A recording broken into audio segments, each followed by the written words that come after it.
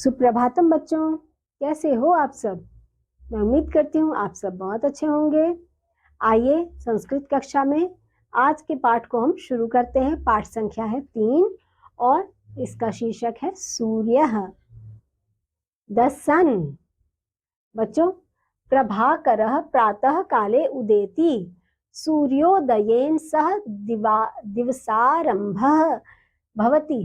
सूर्योदयात् प्राक् उषः कालो भवति, यो हि अतीव रमणीयः भवति। सर्वे ग्रहाः सूर्य परिक्रमान्ति, पृथिवी अपि सूर्यस्य परिक्रामति। पृथिव्याः सूर्यस्य परिक्रमाकालः संवत्सरकालः, अतः सूर्य एव कालस्य कारणम्। अतएव जनाः प्रातः श्रद्धया सूर्य नमन्ति। सूर्यस्यैव नामान्तराणि भास्कर, प्रभाकर, दिवाकर, भानु, आदित्य, अर्क, रवि प्रभृतीनि अनेकानि सन्ति। बच्चों, सूर्य द सन, सूर्य के बारे में बात हो रही है कि प्रभाकरः प्रातः काले, यानी कि सूर्य जो है वो प्रातः काल सुबह सुबह उदित होता है, आता है। सूर्योदयेन सह दिवसारंभः भवति, सूर्य के आने से ही दिन शुरू होता है।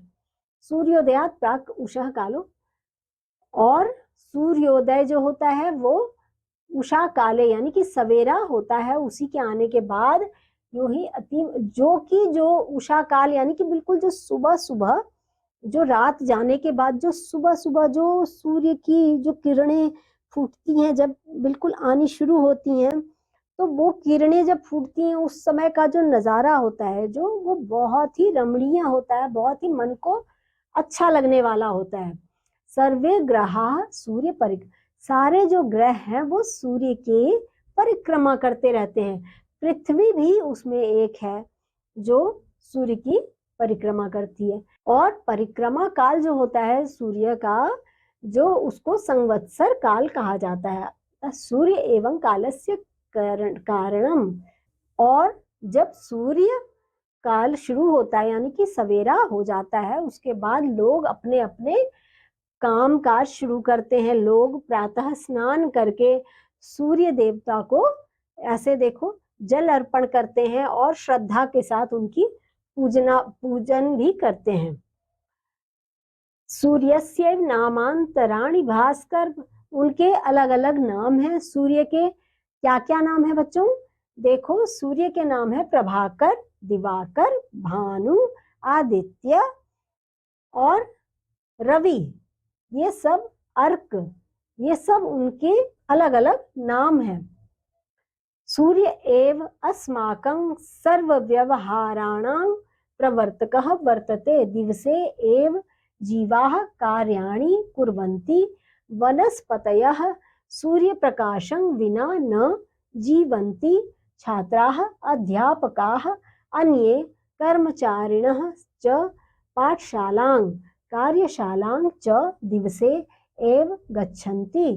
भारतीयाः देव पूजनं यज्ञं च दिवस काले एव कुर्वन्ति। सूर्य ही हमारे सभी कार्यों को जो है का प्रवर्तक है। दिन में ही प्राणी कार्य करते हैं, रात में तो हम सोते हैं बच्चों, और दिन में सूर्य के आने के बाद ही हम काम करते हैं। वनस्पतियों को, घास, पेड़ पौधे, इन सबको भी किससे वो मिलता है? खुराक मिलती है सूर्य के आने से। सूर्य के प्रकाश के बिना जीवित ही नहीं रह सकते ये वनस्पति और पेड़ पौधे भी। छात्र, अध्यापक तथा अन्य कर्मचारी पाठशाला तथा कारखाने में दिन में ही क्यों कार्य करते हैं बच्चों? क्योंकि दिन में हमारे ऊपर सूर्य की रोशनी होती है, तो हमारे अंदर कार्य करने की क्षमता पैदा होती है और हम कार्य करने की इच्छा भी महसूस करते हैं। भारतीय देवताओं में पूजा और यज्ञ दिन के समय ही किया कर जाता है। ग्रीष्मर्तो सूर्यः प्रचंडं तपति, तदानीं सह सागरस्य जलं शोषयति। तस्य जलस्य सूर्योष्मण वाष्पीकरण भवति, तेन मेघाः प्रादुर्भवन्ति, वर्षतौ ते मेघाः वर्षन्ति, तेन कृषि कार्य संभवति, शस्यानि प्ररोहन्ति, जीवाः शस्यान्नानि खादन्ति, अतः सूर्यः जीवनस्याधारः, वेदे कथितं सूर्यः आत्मा जगतः तस्थुश्च इति। सूर्यः ऊर्जायाः अखण्डं भाण्डराम् अस्ति, सूर्यात् वयं प्रकाशम् उष्णतां च प्राप्नुमः, अतएव सर्वे जनाः सूर्यम् उष्णरश्मिं कथयन्ति, सूर्यप्रकाशे वयम् अन्यानि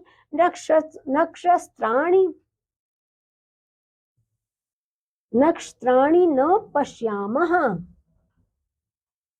जब गर्मियों के दिन आते हैं बच्चों, उस समय सूरज में बहुत अधिक तेज होता है और बहुत अधिक चमक रहा होता है सूर्य। उस समय वह समुद्र के पानी को भी गर्म कर सकता है, इतनी उसमें तपिश होती है, गर्माहट होती है बच्चों। और सूर्य की ऊष्मा से ही उसके जल का वाष्पीकरण भी होता है, यानी कि उस जल में से वाष्प बनके वो ऊपर की ओर वाष्प बनके जाता है, और उसी से क्या होता है बच्चों, मेघ का निर्माण होता है। जो आप आसमान में देखते हो ना, मेघ आते हैं, उस मेघों से फिर क्या होता है बच्चों, वर्षा होती है। वर्षा ऋतु में हम देखते हैं ना मेघ, हम खुश होते हैं कि मेघ आ गए, अब वर्षा होगी। तो वो किसके द्वारा, जब सूर्य समुद्र के पानी को जब वो वाष्प बनाता है और मेघ का निर्माण होता है, उसके बाद ही तो ऐसा संभव हो पाता है बच्चों। फसलें बोई जाती हैं जब बारिश होके, मतलब वर्षा ऋतु में वर्षा होने के बाद ही तो खेतों में बीज बोए जाते हैं, और प्राणी फसलों के अनाज खाते हैं। इसलिए सूर्य जीवन का आधार है। वेद में कहा गया है कि सूर्य संसार की तथा जड़ पदार्थों की आत्मा है। सूर्य ऊर्जा का अखंड भंडार है। सूर्य से हम प्रकाश तथा गर्मी प्राप्त करते हैं बच्चों, और इसलिए सब लोग सूर्य को उष्ण रश्मि कहते हैं। सूर्य के प्रकाश में हम अन्य नक्षत्रों को नहीं देखते हैं। सूर्य प्रकाशेन रोग कृमिणां नाशः भवति, सूर्यात् ऊर्जा गृहीत्वा यंत्र चालनम अपि संभवति। सूर्य प्रकाशे सप्तवर्णानां मेलनम अस्ति, जल बिंदुभिः सूर्य प्रकाशस्य विकिरणं भवति, तेन वर्षा काले रमणीयः इंद्रचापः आकाशे प्रदुर्भवति, अतः सूर्यः सर्वेषु देवेषु प्रमुखं दैवतं। सुप्रसिद्धे गायत्री मंत्रे सूर्यस्यैव प्रार्थना अस्ति। सूर्यस्य उदय काले अस्त काले च एकरूपतां विलोक्य कोऽपि कविः कथयति, उदेति सविता ताम्रः एवास्तयेति च, संपत्तौ च विपत्तौ च महतामेक रूपता। जो सूर्य का प्रकाश है बच्चों, उससे इतनी उसके अंदर शक्ति होती है कि जो छोटे छोटे कीड़े मकोड़े और मतलब जो कीटाणु होते हैं जो हमारे, वो उससे नाश होते हैं। जो हमारे पेड़ पौधों को जैसे खराब कर रहे होते हैं, वो सब जो कीटाणु होते हैं वो सब उससे सूर्य की रोशनी में नाश हो जाते हैं, उनका नाश हो जाता है। सूर्यात् ऊर्जा गृहीत्वा यंत्र चालनम अपि संभवति।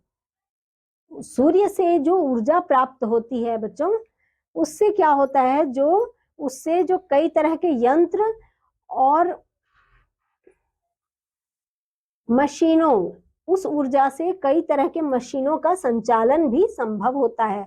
और उसके प्रकाश में जो 7 रंगों का मेल है, सूर्य के प्रकाश में 7 रंगों का मेल होता है बच्चों, जो कि हम सभी जानते हैं, उसी से ये सब संभव हो पाता है। जल की बूंदों से सूर्य के प्रकाश का विकिरण होता है।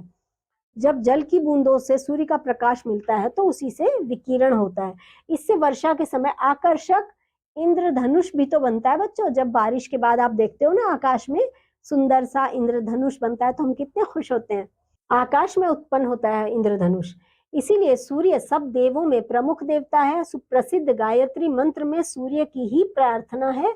सूर्य के उदय काल तथा अस्त काल में समानता देखकर कोई कवि भी कहता है, क्योंकि आप देखते होंगे कि जब सूर्य का उदय काल होता है और जब अस्त काल होता है दोनों में काफी हद तक समानता होती है। वो दृश्य जो होता है, जो उदय काल का होता है और अस्त काल का होता है, वो काफी मिलता जुलता सा होता है।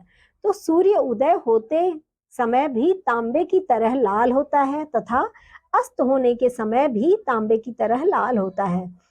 महान कवि ऐसा मानते हैं, व्यक्ति सुख दुख में एक समान रहते हैं। जो कवि होते हैं बच्चों, वो यही इस चीज से यही समझाते हैं कि हमें इंसान को सुख दुख को एक ही समान समझना चाहिए। इस उदाहरण को देखते हुए हमें कवि ये समझाते हैं। तो बच्चों, सूर्य के बारे में ये जो आपने अभी अध्याय सुना, पाठ देखा, हमने पढ़ा, ये आपको बहुत पसंद आया होगा बच्चों, ऐसा मैं समझती हूँ। इस पाठ में बस इतना ही बच्चों। अब अगले पाठ को लेकर मैं एक बार फिर आपके सामने हाजिर हो जाऊंगी और तब हम संस्कृत कक्षा में कुछ नया सीखेंगे।